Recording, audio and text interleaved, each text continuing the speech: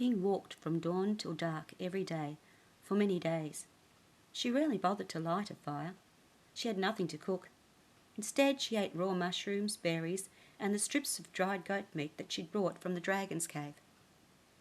There were good days when the sun wasn't too hot and the hills offered her gentle slopes. She made fair progress then. There were also bad days when the wind blew and the mountainside was too steep to climb, forcing her to walk many li out of her way. The weather grew hotter. She didn't have a water bag, so she could drink only when she chanced upon a stream or a shrinking pool. She ran out of dried meat.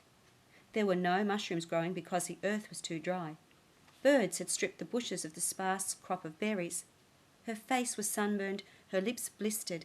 She didn't have a hat, or even the remains of her nightgown to shield her face and head from the sun. There were no trees to offer any shade. The sun felt as if it would burn a hole in her head. Many blank days passed, and she didn't bother to count them any more. The sun was making it hard for her to think of anything.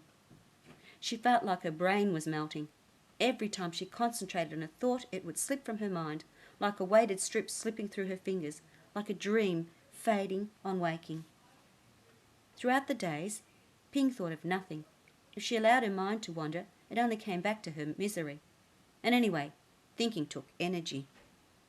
She moved without thinking.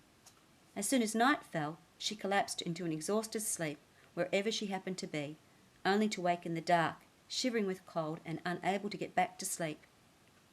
Then she would start walking before dawn, tripping over rocks and stumbling down slopes in the darkness.